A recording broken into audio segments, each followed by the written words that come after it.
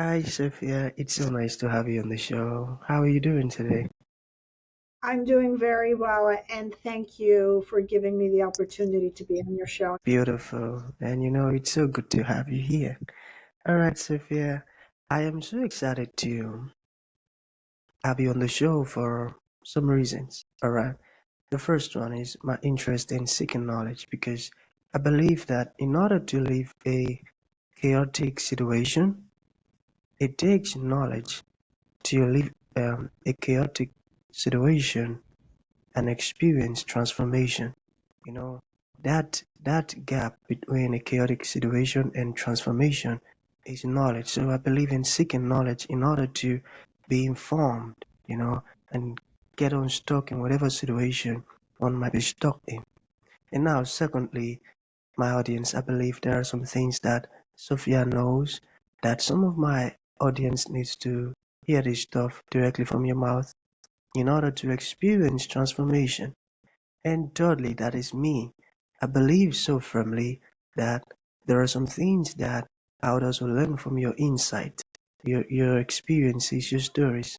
Okay, your story rather. So for that reason, Sophia, I want us to get started with your introduction, your journey, Okay. how the challenges has been so far. And afterwards, I've gotten some beautiful questions for you. Okay, Sophia, Okay. over to you. Thank you. So I started like everybody else wanting to succeed in the corporate world. And my background is a master's in epidemiology and public health, and I was a network engineer and administrator. So I have a computer science background as well. And along the way, life happens. I was not happy. And some wrong turns of events did happen while I was in this so unhappy state, which almost caused my life. I ended up having a surgery that was not needed, and I was not expected to live. Somehow I survived the 23 days that I'm in the hospital and I miraculously live, but it leaves me with a condition that plagues me for 14 years.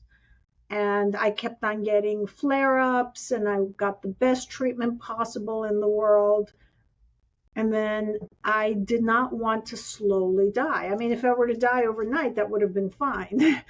But this prolonged process, and I started seeking alternatives because I could not comprehend how a extremely healthy individual overnight is expected to die just because a surgery took place. And I ended up coming across Dr. Joe Dispenza's teachings, and I realized that we create our own reality.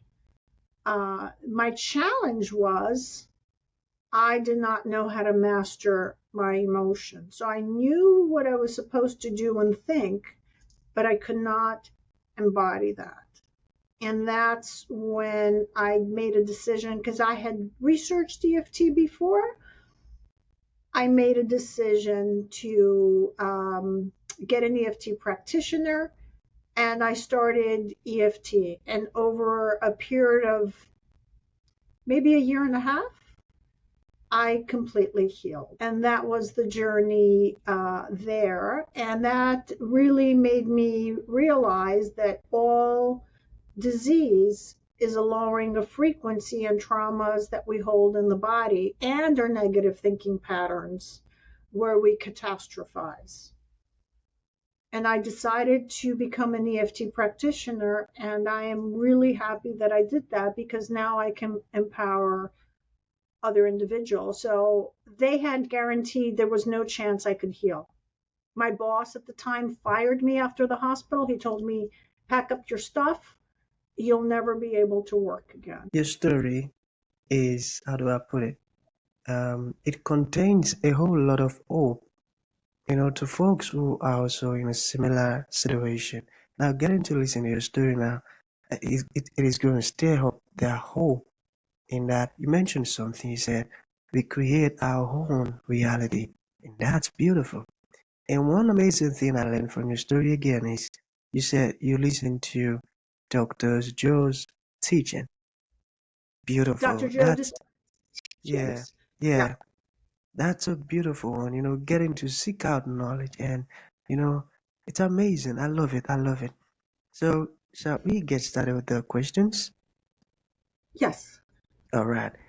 For the sake of those who might not be familiar with what clinical EFT is, can you Okay. talk more on that and, maybe Clinical dive a little bit? EFT, yes, is evidence-based EFT. And let's talk what EFT is. It's a combination of cognitive therapy and Chinese medicine because we have some statements and we use the body's acupuncture points to move energy and release energy. So let's start with the premise. What is disease? It's a lowering of frequency in the body. And what is the body? The body is a battery that has an electromagnetic field. When the person dies, what is the first thing we do? We put two pedals on them to jumpstart their heart. So when the energy is not flowing correctly in the body and the voltage between cells is not the correct, the information doesn't transfer and the body gets diseased.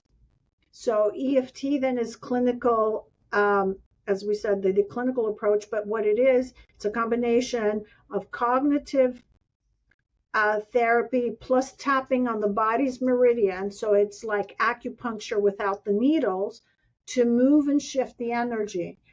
And emotions hold the beliefs. It's not the other way around. And the emotion is more potent. So when you release one emotion, you get rid of many beliefs. So it's an energy modality for healing that can be self administered. Got it. Got it. All right. So let us get personally bit. All right. So what was the turning point in your life that made you decide to transition from healthcare administration to focusing on EFT services? So I was sick those 14 years, but then I deteriorated even worse.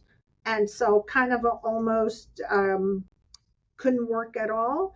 And I realized that I had gone to the Mayo Clinic for treatment and they pretty much couldn't do anything for me.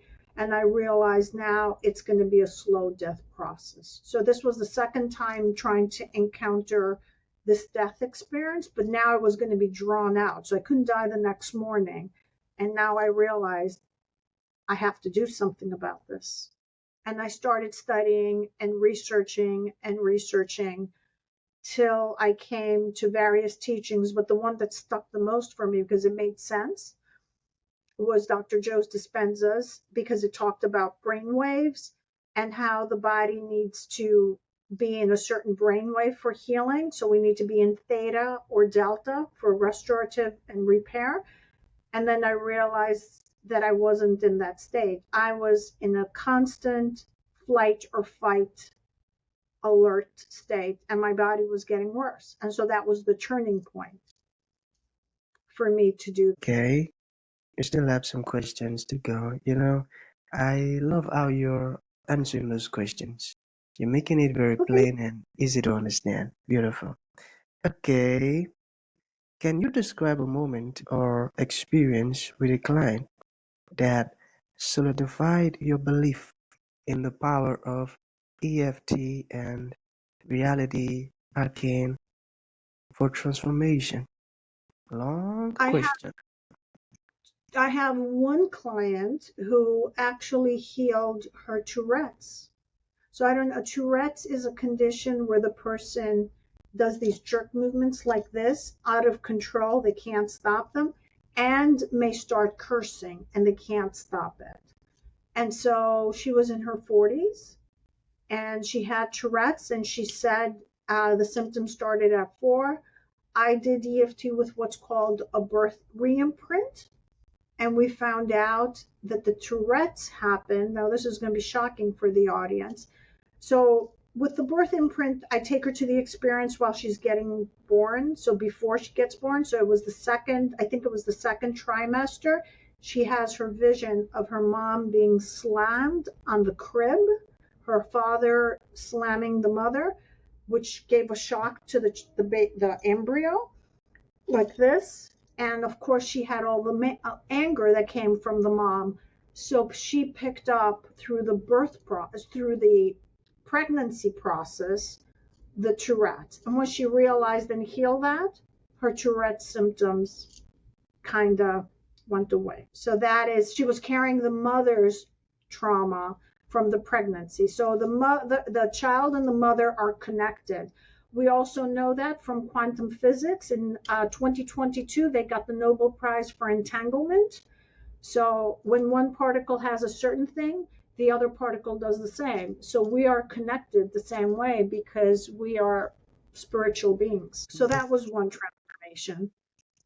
I have a second lady who has jumped timelines. So from a horrible reality has shifted having a family situation completely opposite of what she was in.